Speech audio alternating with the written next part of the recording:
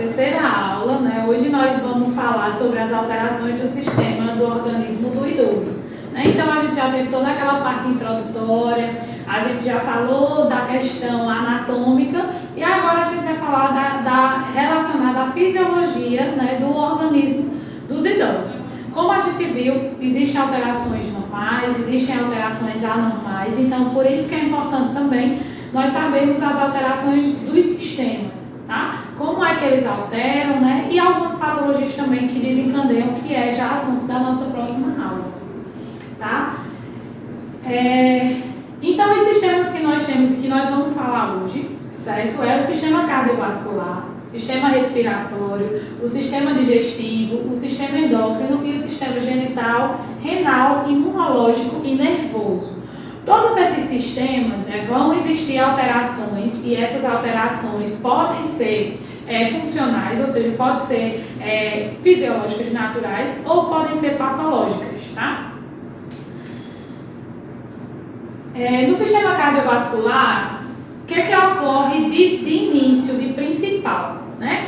Ocorre o espaçamento das válvulas cardíacas e rígidas, que nós chamamos, né, da famosa esclerose e fibrose, ou seja, a fibrose geralmente é um aumento, né, da questãozinha da musculatura, então ela vai aumentar. Nós vamos ver uma fotozinha, então essa musculatura ela começa a aumentar aonde próximo dessas válvulas, e aí as válvulas se tornam mais rígidas, tá?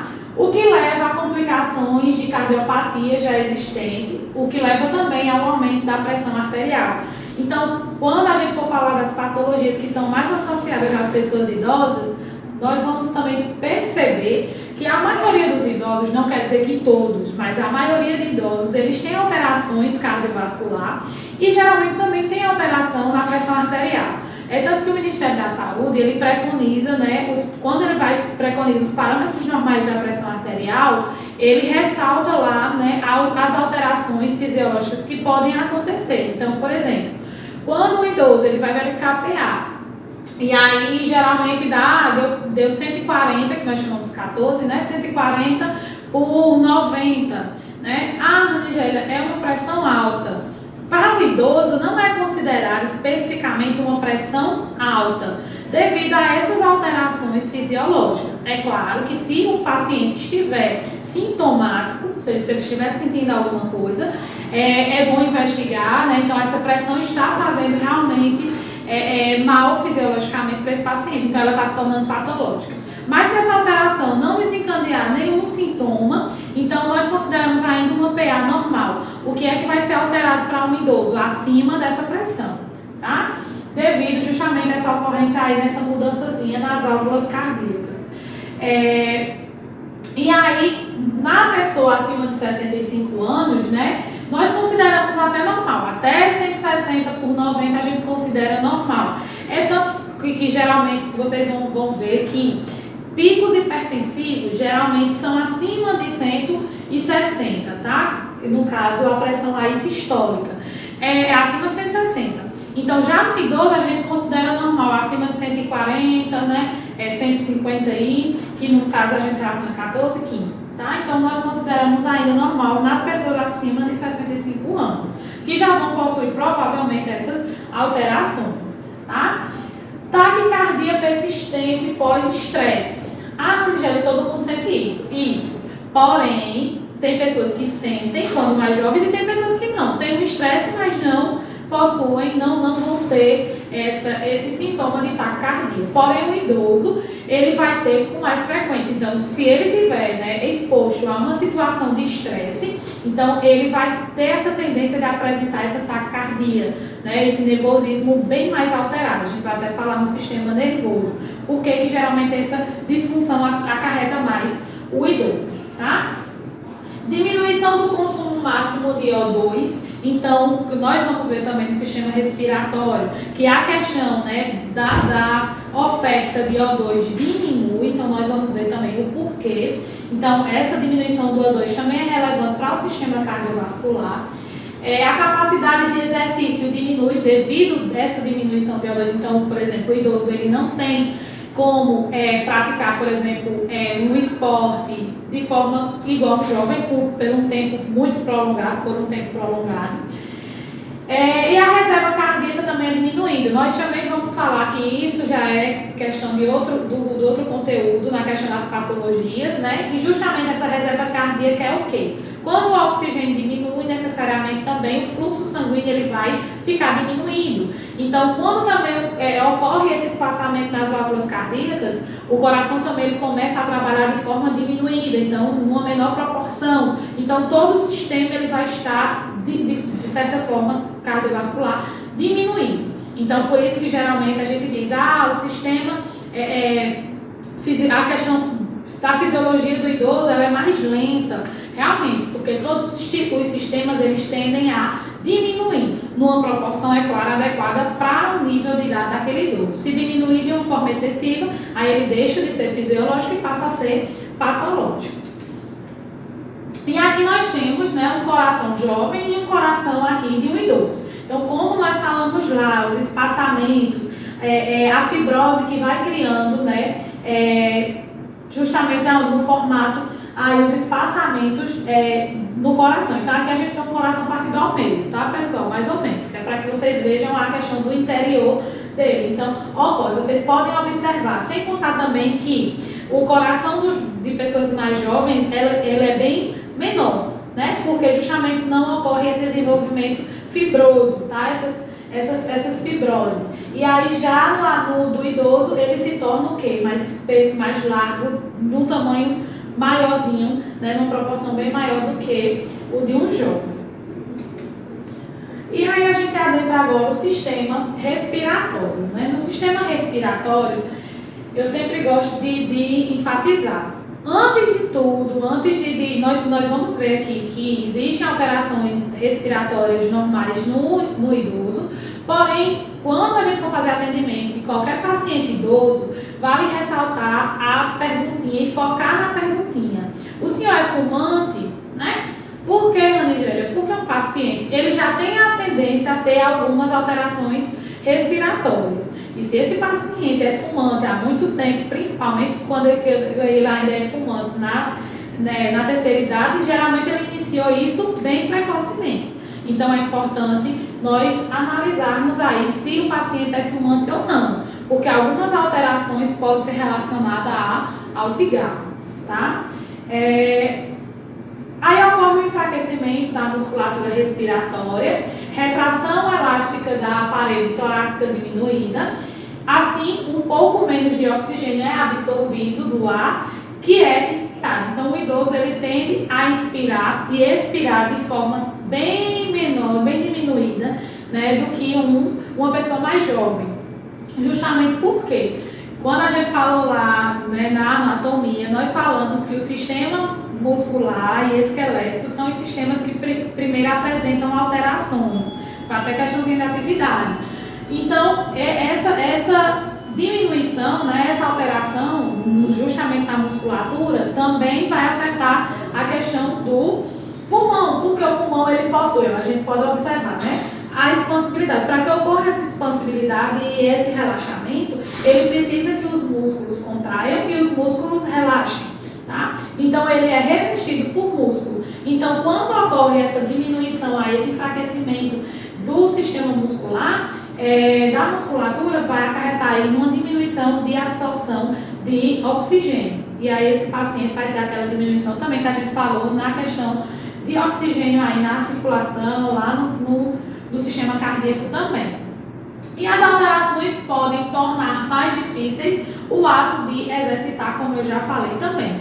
Os pulmões eles se tornam menos capazes de lutar contra infecções, em parte porque as células que jogam os resíduos contendo micro-organismo para fora das vias aéreas são menos capazes de fazê-lo. Ou seja, como a gente falou que diminui a função pulmonar, então necessariamente todo o trabalho que ele fazia, que um deles era o quê? Selecionar, né, as células boas e os micro-organismos que não eram bons para o pulmão. Então ele selecionava e jogava para fora do sistema, do pulmãozinho lá, jogava na corrente sanguínea para que a corrente sanguínea expulsasse tudo que não servia para ele. E aí por isso que infecções respiratórias, né, não vamos botar 100%, mas 70% dos idosos apresentam, certo? Justamente por essa diminuição da seleção de micro-organismos lá no sistema pulmonar, tá? Então é normal. Pneumonia, a gente vai falar, pneumonia é uma patologia que, dependendo da exposição, né, e da faixa etária, pacientes acima de 70 anos, é raro o paciente que não apresenta uma pneumonia, principalmente se ele estiver acamado, tá? Então não é uma patologia respiratória que é comum apresentar em idosos.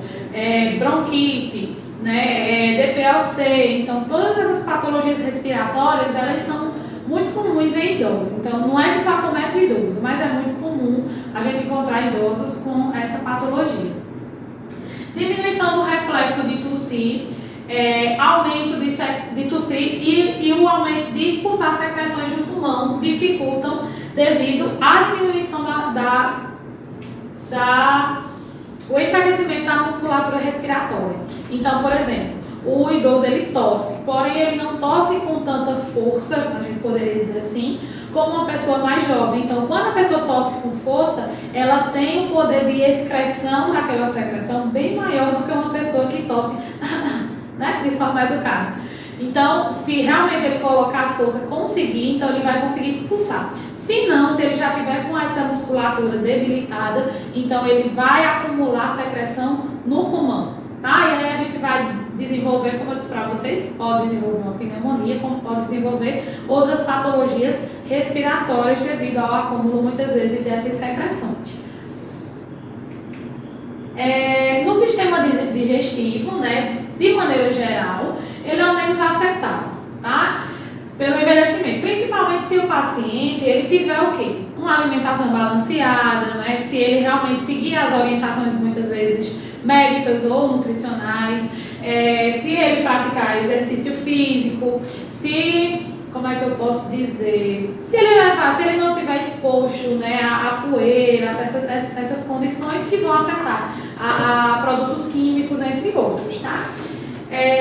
E o trato digestivo pode produzir menos lactase, que é uma enzima que o corpo precisa para digerir o leite.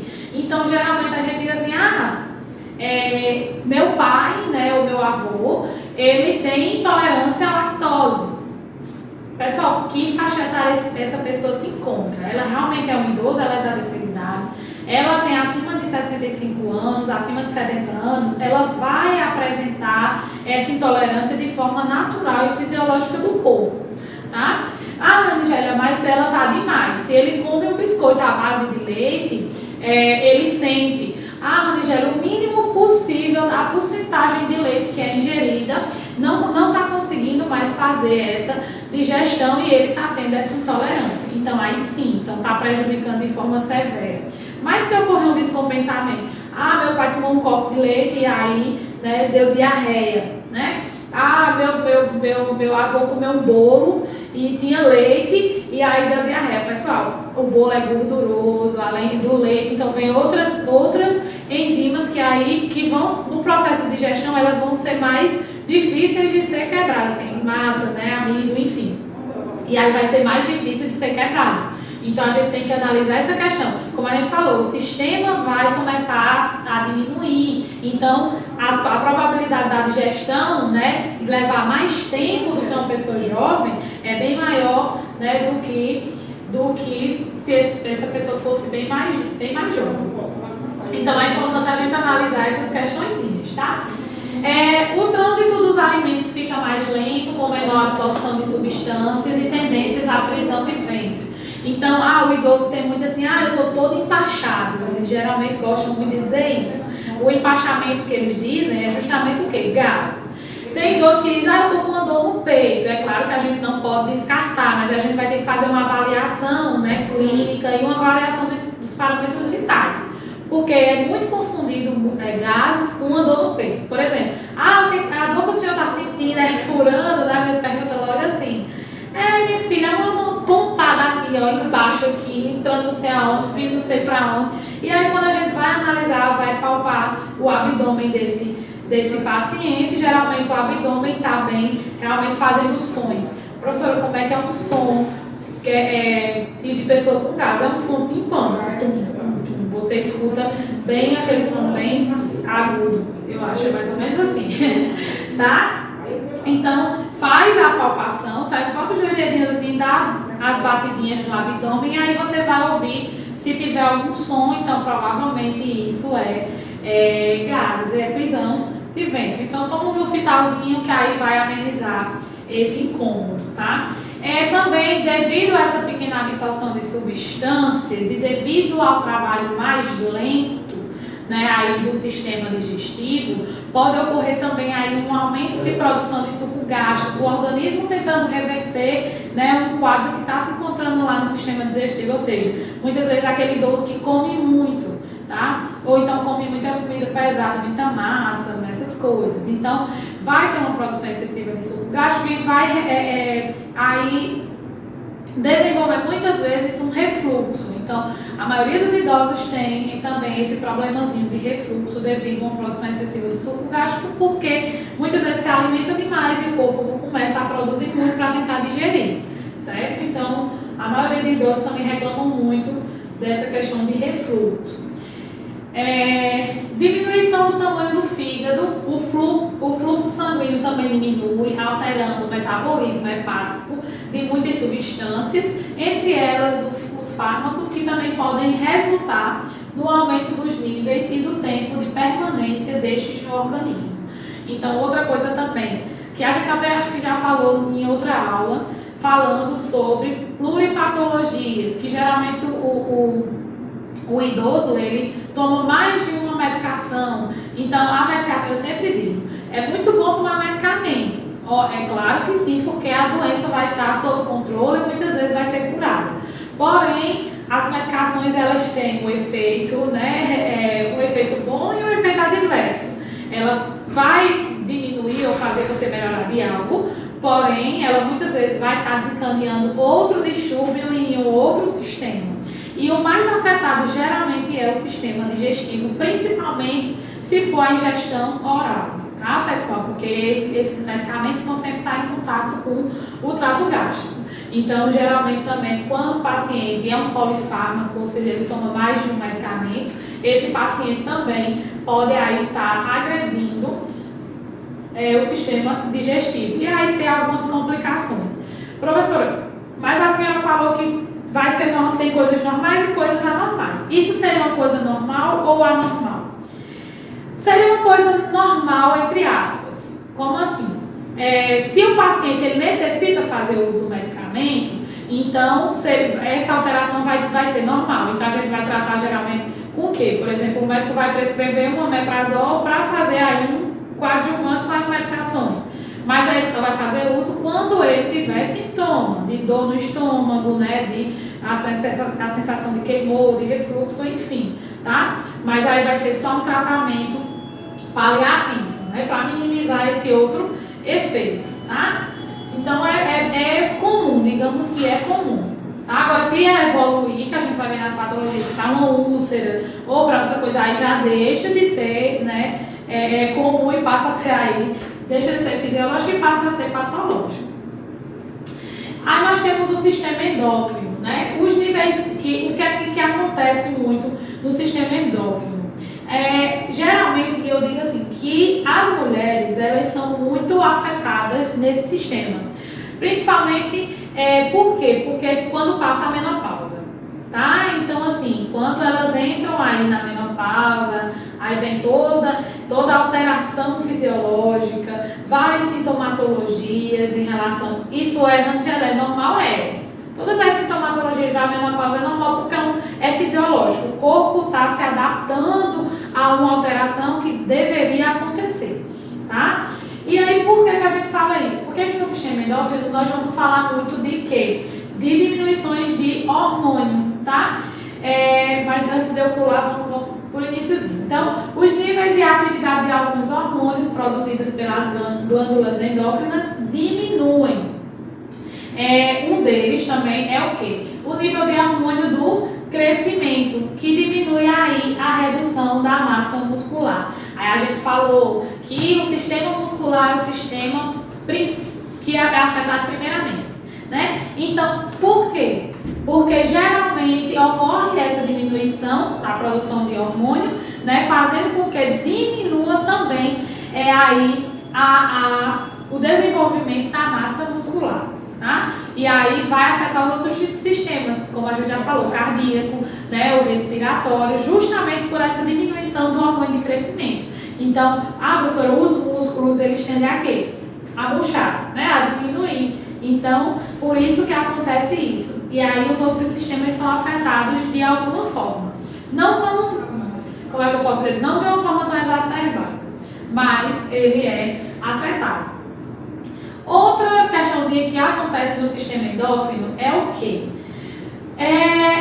Que a insulina, né, que ajuda no controle, como a gente sabe, da glicose, certo? Porque ela ajuda, o que é que ele faz, professora? A figurinha aqui mostrando. A insulina ela é responsável por jogar o quê? Glicose para dentro da célula. Então, o açúcarzinho está lá na corrente sanguínea.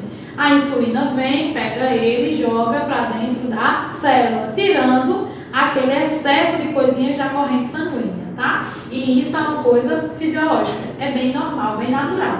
Então, a insulina, ela é importante no sistema endócrino. Onde é que ela é produzida, Ranigélia? Só para a gente lembrar, que vocês já devem saber, né? Lá no pâncreas, tá? Então, quando pode ocorrer a diminuição dessa produção de insulina? Pode. Como eu já falei para vocês, todos os sistemas vão estar diminuindo, ou seja, trabalhando menos, tá? O pâncreas aqui trabalhando, então ele pode estar trabalhando menos. E aí, o que é que vai acarretar? Geralmente, idosos, eles podem apresentar, né, ou uma diminuição, ou realmente como é que eu posso dizer, uma perda, inexistir a produção de insulina. Caso aconteça a diminuição, entra aí com um medicamento para diabetes. Por quê? Porque o nível de glicemia vai subir. Então, geralmente entra aí com metformina, glibenclamida, né? Entra com algum medicamento. Que aí seria, né, de todo jeito a gente geralmente associa idoso, né, desenvolveu o diabetes, então nós associamos o diabetes tipo 2. Qual é o diabetes tipo 2? Diabetes adquirido, seja pelo estilo de vida, né, seja pelas questões alimentares, entre outras. Então a gente vai aí classificar como diabetes tipo 2. Diabetes tipo 1 é aquele diabetes lá da infância, tá? Lá quando geralmente a gente descobre bem mais precoce, na adolescência, na infância, na fase jovem, tá? Que geralmente a gente chama que é o diabetes hereditário, né? Então, aí o diabetes tipo 2. E aí pode também acontecer o quê? De não existir mais produção de insulina. Quando não existe mais produção de insulina, a gente vai entrar, professora, com um comprimidozinho? Não, tá? Então, parou de existir a produção de insulina, esse paciente está com uma glicemia muito alta. Então, sei lá, chegou a 600, tem paciente que chega, tá? Chegou a 500, 400, 300, então a gente vai ter que analisar, fazer o exame laboratorial e provavelmente esse paciente vai ter que ficar dependente de insulina. Então a gente vai ter que repor uma coisa que o organismo não está mais produzindo. Assim, os exercícios e dietas, eles podem ajudar a melhorar a ação da insulina, tornando-se mais importante com o passar da idade. Tá? Então é importante a gente analisar. Por isso que sempre diz, o idoso é fundamental que ele se exercite, que ele caminhe, né? Que ele faça pilates, que ele faça aeróbica, que faça, não sei se ele consegue fazer aqueles outros hitbox, não sei o que, tudo isso que está surgindo. Tá? Então é importante que esse idoso atente para essas atividades. Sem contar que isso funciona bem na questão da regulação aí da insulina. E imagine nos outros sistemas. Então, por isso que a gente foca muito em relação a atividades físicas para as pessoas idosas.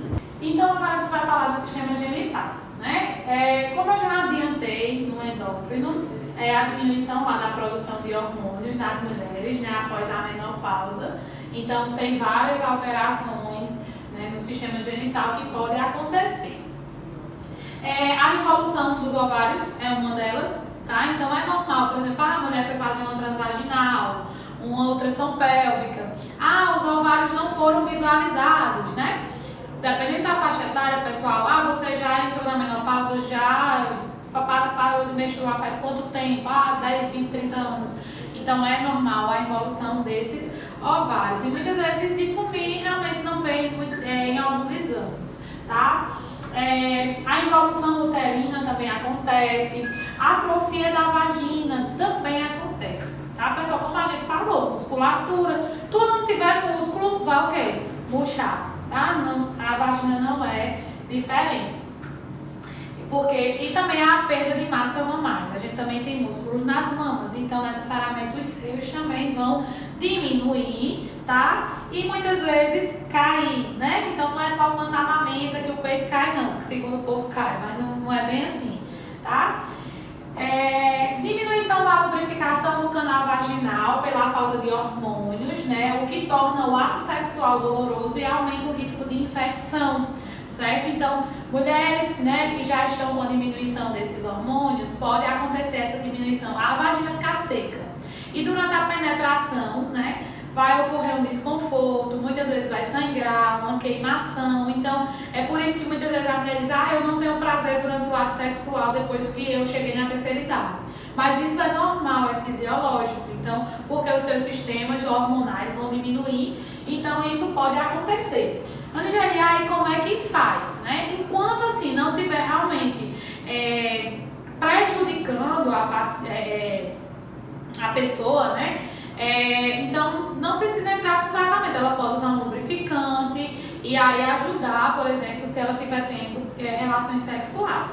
Se não, se começar realmente um desconforto extremo, ela pode estar entrando aí, vindo para o ginecologista e ele prescrevendo aí alguma questão hormonal para entrar com tratamento hormonal e ajudar aí para ela ter uma qualidade de vida, né, melhor. Nos homens ocorre uma diminuição de testosterona a partir dos 80, né? A ereção ela torna-se mais lenta, diminui a sensibilidade peniana e o tamanho dos testículos. Como a gente falou, tudo vai evoluindo, vai diminuindo, tá? Tanto no homem como na mulher. As funções podem acontecer bem antes da terceira idade? Pode, tá, pessoal? Porém, a gente geralmente é característico após aí os 70 anos nos homens. Isso pode acontecer antes? Pode, mas geralmente não acontece. Não é normal, assim. Não é normal, não quero dizer. Como é que eu posso dizer? Não acontece com facilidade, tá? O volume do esperma reduz consideravelmente, é por isso que geralmente a gente diz assim, chega uma faixa etária, o homem geralmente não consegue mais fazer menino, né? Tanto pela questão da ereção, como também pela diminuição de esperma, tá? E o aumento da próstata, que pode dificultar aí a drenagem de urina para o exterior. Vocês vão ver quando vocês imprimirem no material direitinho, que aqui tem uma imagem que eu boto mostrando a próstata. Então a próstata ela fica ao redor, né, do canal da urina. Então o que acontece? Quando ela aumenta de tamanho, ela pode fazer com que o canal ele diminua, estreite. E aí a passagem da urina pode acarretar muitas vezes em dor, em ardência, certo? Mas a gente também tem que investigar tanto no homem como na mulher a questão de infecção urinária, que a gente vai falar também na próxima aula. Então tem que dar essa analisada.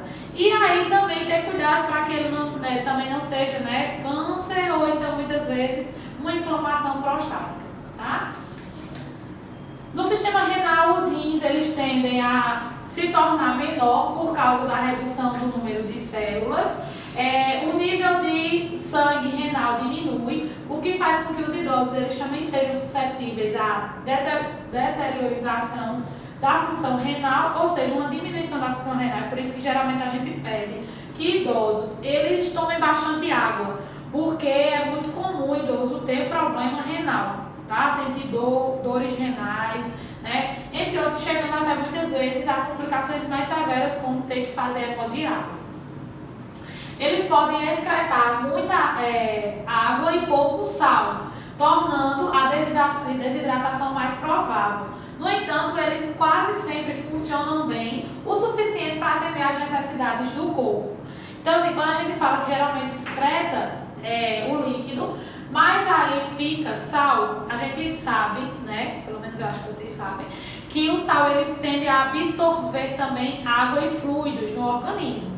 Então, se ele excreta líquido e o sal fica, ele tende ao resto de líquido que o corpo possui, ele absorver e aí fazer o quê? Provocar aí uma desidratação severa. Então, é por isso que é comum idosos desidratados. A gente consegue já detectar por meio da pele, que a gente já falou lá nas alterações anatômicas, né?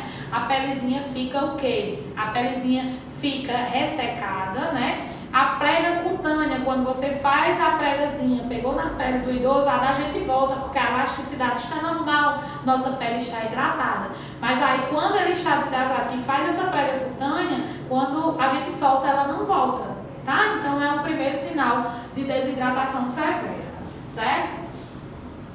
Como muitos fármacos são eliminados por essa via, os níveis podem estar aumentados no sangue, comprováveis efeitos secundários. Então, assim, pronto, quando o paciente vai fazer exames, principalmente de sangue, a gente vale ressaltar aqui, é bom informar o laboratório que ele é um paciente que faz uso de polifármacos, né, de vários fármacos, para que se acontecer alguma alteração, eles já saberem que é uma alteração ali devido àqueles fármacos. Então é importante também a gente dar essa analisada. Outra coisa, às vezes sai a urina, que a gente já passou do sistema genital, porém às vezes a urina sai com uma cor diferenciada. Isso também muitas vezes pode acarretar por conta do uso dos fármacos, tá? Então muitas vezes não precisa se assustar, certo? O sistema imunológico, como a gente já falou, ele é afetado de uma forma mais severa, né? Principalmente lá onde a gente falou, no pulmão, tá? Então, por que acontece isso, né? Porque as células do sistema imunológico, elas agem mais lentamente. Como eu falei para vocês, todo o sistema vai agir lentamente. Essas células identificam e destroem substâncias estranhas, como bactérias, outros micro-organismos, né? Que são infecciosos e provavelmente as células cancerígenas. Então, essa é a função do sistema imunológico. Destruir tudo aquilo que vai fazer mal ao nosso organismo, tá?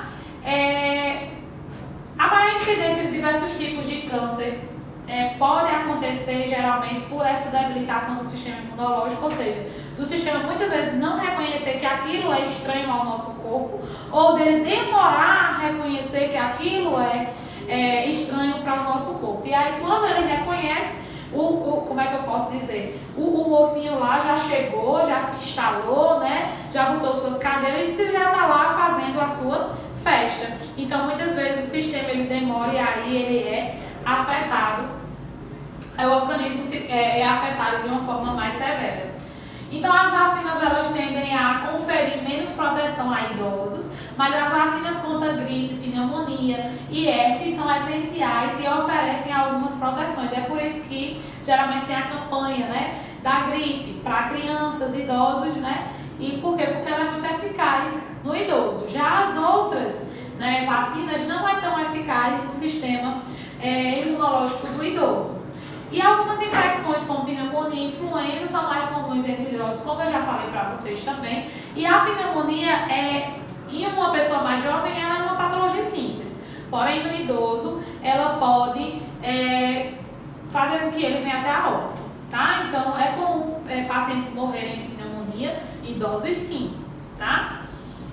Com o sistema imunológico, ele se desacelera, os distúrbios autoimunes se tornam menos comuns. Então, assim, por exemplo, a pessoa teve uma gripe, o idoso teve uma gripe essa semana. Então, ele vai demorar muito tempo a ter, por exemplo, não, tá? O idoso ele é mais suscetível a qualquer infecção, certo? Seja ela viral, bacteriana, o que for. Então, ele é mais suscetível. Por quê? Porque o sistema imunológico dele está trabalhando em uma proporção menor. Então, a defesa dele está diminuída. Ou seja, todo idoso ele tem realmente uma queda do sistema imunológico. Ele é imunodeprimido, tá?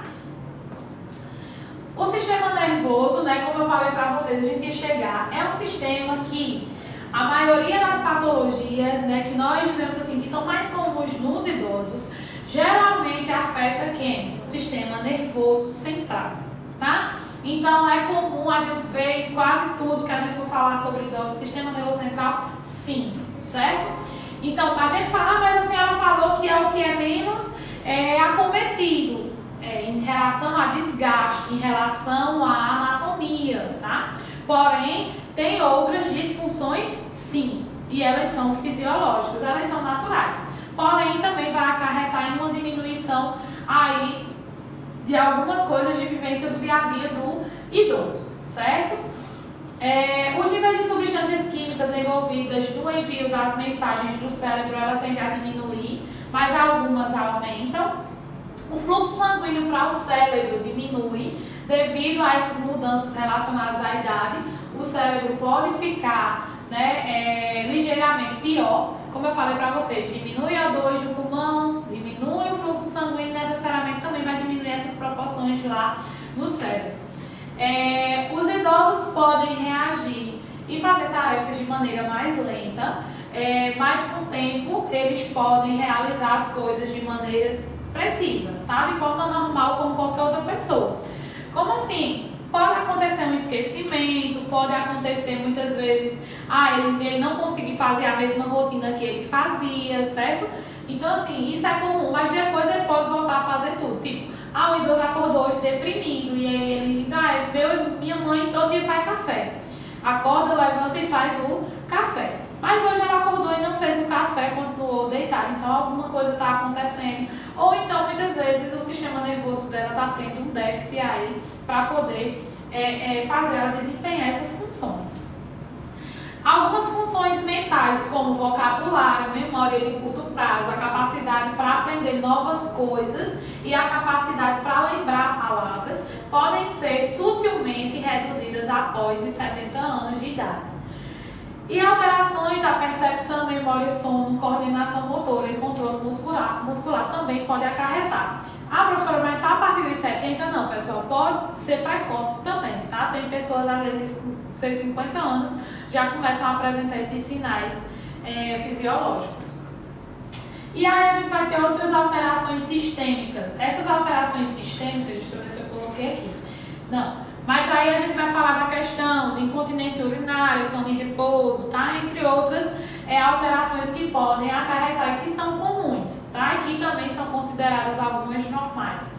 A incontinência urinária, ela é considerada normal, professora? Sim, tá? Mas aí a gente vai ver, tem um nível que ela se torna, como é que eu posso dizer, descompensada.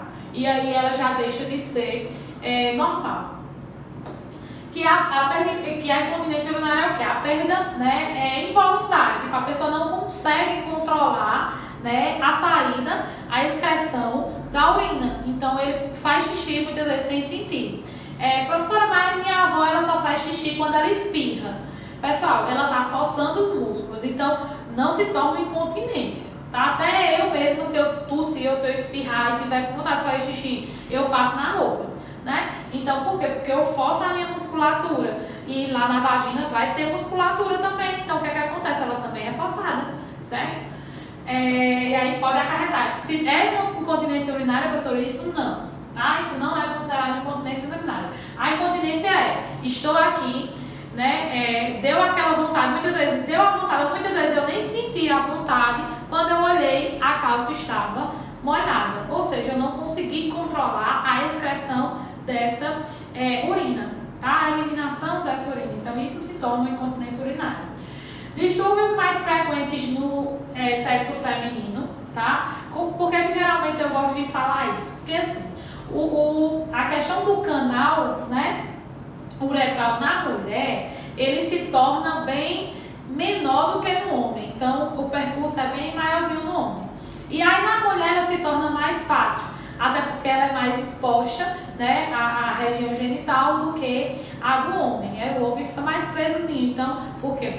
Pelo canal ser maior, tá? Então, por isso que geralmente é mais comum em mulheres. Mas acontece nos homens? Acontece, tá? Pode manifestar-se entre 60 ou acima de 60 anos de idade. A eliminação da urina ela é controlada pelo sistema nervoso autônomo, que pode ser compreendido nas seguintes situações. Por exemplo, se o paciente tiver com alguma inflamação, né, pode acontecer também lá no sistema nervoso, de ele não conseguir mandar essa informação e aí ter essa incontinência urinária, essa incontinência, porém ela ser passageira, tá? E pode ser quando essa inflamação ela ficar controlada, sob controle, ou o paciente melhorar, aí ele já não existir mais essa incontinência. Devido a fármacos como, por exemplo, a furosemida, né? Ela é um diurético, que geralmente ele é associado para hipertensão. Então, quando o paciente toma, qual é a primeira sensação que vai dar no paciente? Vontade de fazer xixi, para que ele excrete o quê? Sódio. E aí vem o quê? A diminuição dessa pressão arterial. Então, é um diurético que faz com que o paciente, principalmente quando ele faz uso contínuo, ele tenha esse estímulo de urinar com mais frequência, tá? Comprometimento da musculatura do esfíncter, né? Que justamente do esfíncter lá do assoalho pélvico, que é justamente quem vai liberar, né, a passagem dessa urina. Então, muitas vezes, devido a essa, como eu falei para vocês, a diminuição da musculatura no organismo pode acarretar de não perceber e aí ficar, como é que eu posso dizer, vazando. Quando a mangueirinha está vazando, tem um buraquinho e aí ela fica sempre passando aquele fluido, tá? Tumores malignos e benignos também podem desencadear uma incontinência urinária, doenças que comprimem a bexiga. Pronto. Uma coisa fisiológica, né, que não está tão relacionada a idoso, porque não tem idosa gestante, né? Porém, pronto, quando a mulher está grávida, o bebê ele começa a pesar e aí ele comprime a bexiga. Então, por isso que quando elas estão bem lá, pertinho de já parir, acontece muito a frequência urinária aumentar. Então, ela começa a fazer xixi sempre, não aguenta, não segura, eu tenho que ir no banheiro. Então, por quê? Porque a bexiga foi comprimida. Então, o estímulo é o quê? Eliminar, porque sempre vai dar a sensação de que está cheio. Mesmo muitas vezes tendo só aquele pingozinho, você vai no banheiro e só pinga. Então, por quê? Porque essa bexiga comprimida vai dar essa ideia lá no cérebro de que está cheia sem estar cheia, tá? A obesidade também pode fazer com que, né, muitas vezes a gordura ela comprima também, certo? A bexiga. Tosse crônica dos fumantes, né? Geralmente, como eu disse para vocês, tossiu não é caracterizado uma incontinência. Porém, se o paciente tem uma tosse crônica, ou seja, ele tosse direto, tosse sempre, não tem um dia que ele não tussa, né? Então aí se torna aí também um desencadeamento para uma incontinência urinária. E a questão de bexigas hipertensivas, que é como eu já falei para vocês, é relacionado a medicações que são diuréticas. E aí na questão da alteração do sono e repouso, né, geralmente ele é muito afetado nos idosos, devido muitas vezes à diminuição da atividade física, né, o uso de muitos medicamentos também podem alterar o padrão de sono e repouso. Nessas fases é comum as queixas sobre insônia, sonolência diurna, falta de memória e o sono picado, tipo, durante a noite, dorme um pouquinho, acorda, levanta da casa todinha, né? Enfim. Tirar sonecas durante o dia, comer alimentos calóricos no jantar e falta de atividades diurnas são hábitos que interferem na qualidade do sono à noite em qualquer idade, tá? O sono do idoso ele pode ser tão reparado quanto o da criança ou jovem adulto, mas depende das condições satisfatórias, como silêncio, baixa iluminação, cama confortável e disciplina de sono para que esse sono se controle, não seja tipo, dormir várias vezes ao dia, até porque ele também não vai ficar com sono para dormir à noite. Se ainda com esses cuidados o problema persistir, o uso de medicamento pode ajudar a melhorar o padrão de sono e repouso. Que aí o médico associa só, né, em última instância, tá? Eles preferem não entrar com esse coadjuvante, tentar controlar por si só. Confusão mental é o que pode acontecer nesse distúrbio também na fase idosa. Geralmente são pessoas que têm um estado crônico, a gente vai ver a patologia e vocês vão dar uma entendida maior, que é, por exemplo, o Alzheimer, tá? Os indivíduos idosos tornam-se incapazes de pensar com clareza ou compreender ordens simples, podendo também apresentar desorientação no tempo e no espaço. Várias são as causas que podem levar o idoso a apresentar confusão mental, como desidratação, um AVC, uma hipoglicemia e uma demência. Tá? Então, alterações cerebrais geralmente vão estar desencadeadas de distúrbios que são patológicos, tá? Então, muitas vezes, a maioria das alterações aí na questão de confusão mental não como é que eu posso dizer, natural, a não ser que seja passageira. Ele teve uma rápida, né, confundiu rapidamente, mas isso não acontece com frequência, tudo bem, tá? E aí a gente vai ver uma diferençazinha entre delírio e demência, tá? Quando é que uma pessoa está delirando, né? O delírio ele afeta principalmente a atenção do indivíduo, tá? Como assim, Angélia? Por exemplo, eu estou aqui conversando com você e de repente eu começo a conversar, não falar coisa com coisa, e aí eu começo a deixo você lá sozinho, tiro o foco de você e começo a focar em outra coisa, em outra história que não tinha nada a ver com aquele momento.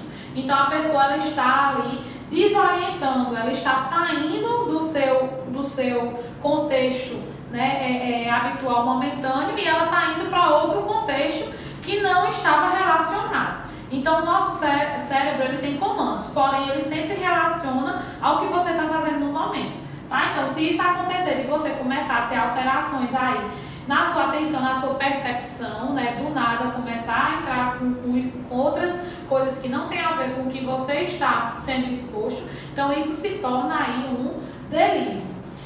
A demência, ela vai afetar diretamente o quê? A questão das memórias, tá? Então, quando é que uma pessoa é considerada demente? Quando ela começa a esquecer, o esquecimento de coisas que aconteceram, de fatos, de histórias, tá? Então, isso aí é um desgaste que está acontecendo, que a gente também vai ver na questão das patologias, por isso eu não vou adentrar muito.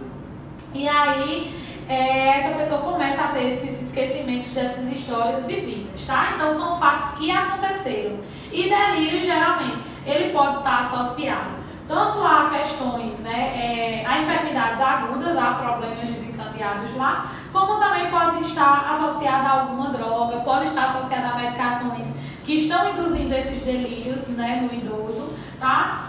E geralmente ele é reversível. Já a demência, pessoal, ela é diferente do delírio, ela é irreversível. Geralmente, quando está acontecendo esse desgaste, a gente pode entrar aí com tratamento medicamentoso para que ele estacione, ou seja, não evolua. Porém, geralmente a gente não consegue fazer a pessoa, por exemplo, lembrar muitas vezes, ou ela pode lembrar, mas ela vai esquecer novamente, tá? Então a gente pode estacionar um pouco o desgaste lá das questões neurológicas.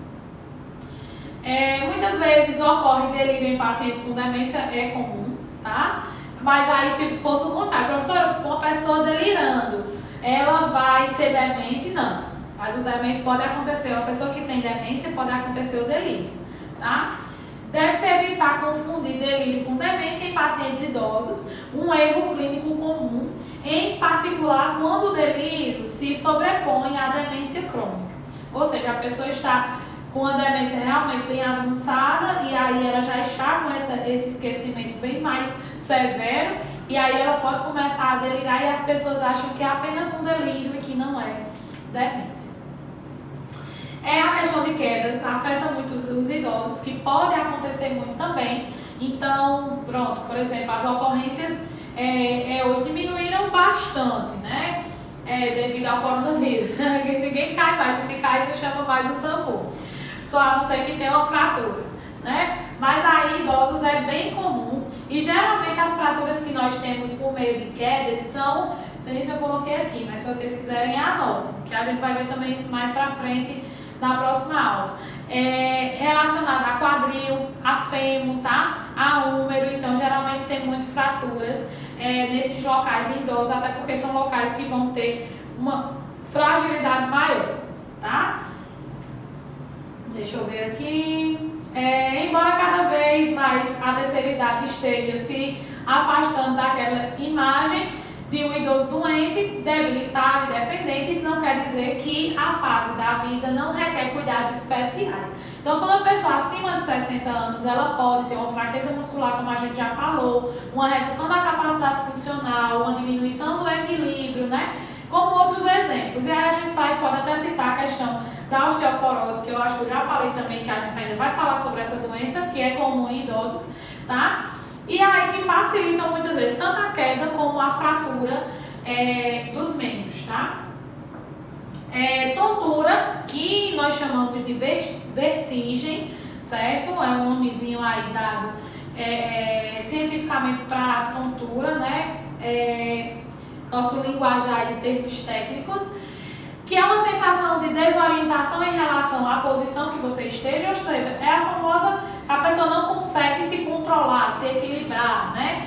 E aí pode acarretar essa tontura ou uma pré-síncope ou uma pós-síncope, o que é um síncope, um desmaio, tá? Então pode acontecer tanto antes como depois, ou muitas vezes só acontecer, que é muito famosazinha também, que a maioria dos idosos também tem, que é labirintite, certo? Então, tanto pessoas jovens como idosos podem ter, então que geralmente sentem essa tontura com frequência, tá?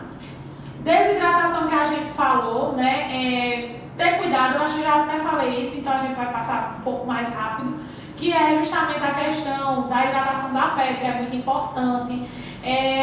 Essa desidratação, como eu falei para vocês, está relacionada a pouca ingestão de líquido, geralmente há muita excreção do líquido, e aí o paciente não ingere para repor. Mas também está associado muitas vezes à questão de medicamentos, como eu já falei para vocês, de fármaco. Nos idosos, a desidratação pode gerar um maior risco de quedas também, como eu falei, infecções. Essas infecções podem ser também no trato urinário. Geralmente é muito comum ter tanto problemas renais como no trato urinário, certo? Evitar copos grandes e cheios de água, porque não quer dizer que se eu bebi muita água de uma vez eu vou estar hidratada. O ideal é eu estar tomando água com frequência em pequenas quantidades, até porque também o idoso pode passar mal, como eu falei para vocês na questão do trato gástrico. Ofereça também alimentos ricos em líquidos, como por exemplo melancia, melão, laranja. É muito importante tanto para o sistema imunológico do paciente, como também para a questão de diminuir a desidratação. Então, o óleo de girassol é muito importante e ele serve para evitar essa desidratação, né? Como o úlcera por pressão, entre outros, tá? Então, tanto ele como o AGE são muito bons. Então, os cuidados com a higiene dos idosos. Então, assim, pessoal, o banho do idoso ele tem que ser realizado todos os dias, certo? Se o idoso conseguir sair do leito, então leva ele na cadeira de banho para o banheiro e dá o banho. Se não, faz a higiene no leito mesmo do paciente, contanto que realmente faça essa limpeza diariamente. Os cuidados com a boca. Então, o paciente, mesmo ele utilizando prótese, tem que fazer a higiene da prótese, a higiene da cavidade oral, tem que higienizar, pega uma espátula com gaze, embebece em antisséptico e com água, e aí faz essa higiene, bochecha, faz da questão da gengiva e dá também do palato, até lá no palatozinho, na língua, então faz toda essa higiene para evitar infecções aí bucais. Nos olhos, higienizar esses olhos normalmente. Só que pacientes que são acamados ou pacientes que estão em coma, que está em UTI, o ideal é que a gente coloque gases umedecidas com soro fisiológico para evitar a desidratação e ressecamento dessas pálpebras. A questão do cuidado com os pés, avaliar, lavar com água e sabão, secar a cavidade dos dedos, entre os dedos, para evitar frieira, evitar aparecimento de feridas, hidratar os pés, cortar as unhas e também observar, a coloração desses pés, se ele está ficando escurinho, se está criando bolhas, porque aí esse paciente tem que ser avaliado aí pelo especialista, certo? A higiene dos cabelos, pessoal, sempre higienizar durante o banho mesmo. Se o paciente não consegue ir para o banheiro, faz a higiene do couro cabeludo no leito, tá? Normal, com shampoo, água e sabão, irriga a cabeça. O segredo, coloca o travesseiro nas escápulas embaixo, nas costas do paciente, para que a cabeça caia, e coloca uma bacia embaixo da cabeça, se caso for a higiene aí no leito, certo? Secar bem, pentear normalmente os cabelos do idoso. Na mulher, deixar a mulher de decúbito dorsal, ou seja, a mulher de papo para cima, as pernas inclinadas em posição ginecológica, faz a higiene, abre direitinho, faz a higiene com sabão normal, sabão neutro, irriga com água e seca evitar infecções, tá?